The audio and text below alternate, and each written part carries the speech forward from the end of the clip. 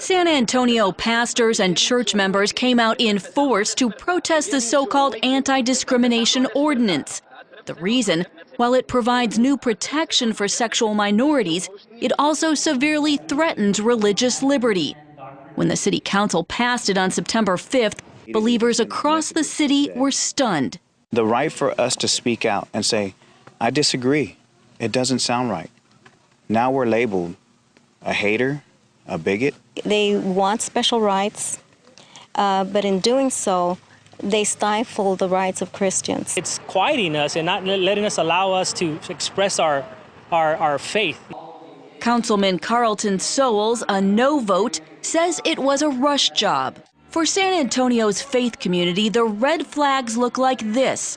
The ordinance criminalizes those with a biblical view of sexuality, as it forbids bias against homosexuality or bisexuality. Those charged and declared guilty face a Class C misdemeanor on their record and fines of up to $500 a day.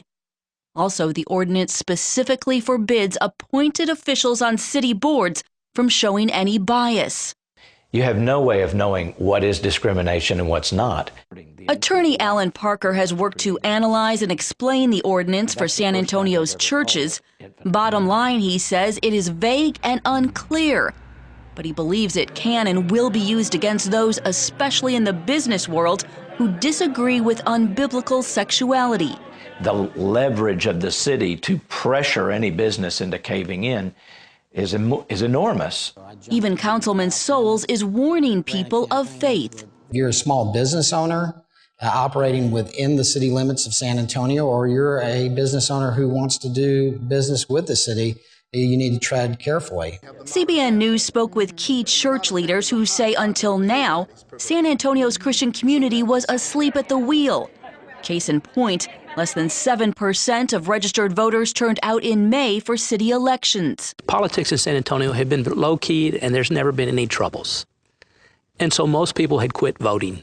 After jump-starting opposition to the ordinance and failing to persuade the city council, these pastors and their congregations say they are motivated now to push back. And we're starting to speak. I guarantee you it won't be quiet anymore. We're sort of baffled by this, but I truly believe this is an awakening call for the church. For African American churches, there is outrage over gays equating their issue with civil rights. They have no right to piggyback on the right of sacred suffering that people went through in the civil rights movement. They have no right to do it.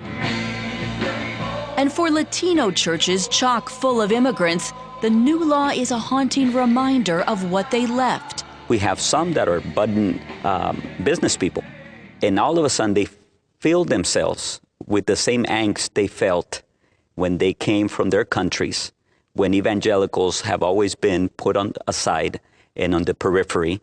They tell me that that's the same gut feeling they get when they hear this ordinance. Youth pastor Gabriel Colmenero says his high schoolers, many who lead school Bible clubs, are now unsure about what they can and cannot say. They're asking me, hey, what do we do now, Brother Gabe? Well, we were going to start praying about that and how to teach them what to do.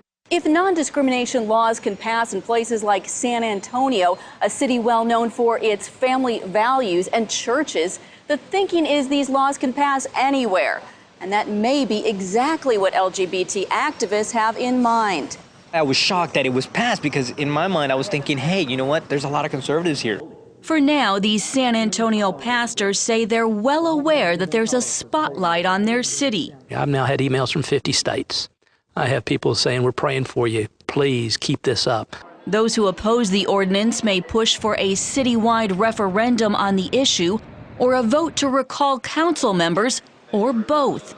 Lawsuits are also expected from both sides. If we don't fight this thing with everything we got, our rights will be taken away and our mouths will be muzzled, and that just can't happen. That can't happen in the land of the free. What's not escaping Herrera and others, the fact that this battle is taking place in the city that still remembers the Alamo, a city known for fighting for its freedom against all odds.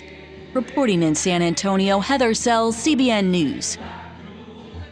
Ladies and gentlemen, this shows why you should register, why you should vote, why you shouldn't be asleep. You see, those folks were asleep. I mean, 7 or 8 percent of them were voting. The city council figured to do what it wanted to do. There are enough Christians there that I can see when they rise up, and they're going to on a thing like this, because this means that if you speak out about your deeply held religious beliefs, they'll put you in jail, or they'll ban you some kind of a Class 3 felon. This is terrible. You can't have that. And it's unconstitutionally vague. There's vagueness. You don't know whether you're breaking it or not. That, again, is unconstitutional. So this whole thing is outrageous. But that city council should be replaced. But how do you do it? You do it by voting. And they could have a recall election and so forth, and I think the city council is going to wake up out of work. And it should be done, but it will only be done if the Christian people register to vote, if they are informed. You have to be informed. And I think the church is this sleeping giant. It's been asleep. But by no question about it, that the large number of people that can sway elections are found within the walls of the churches. But they've got to get out of the pews and out to the ballot boxes. And if they don't do it, they'll take what they find.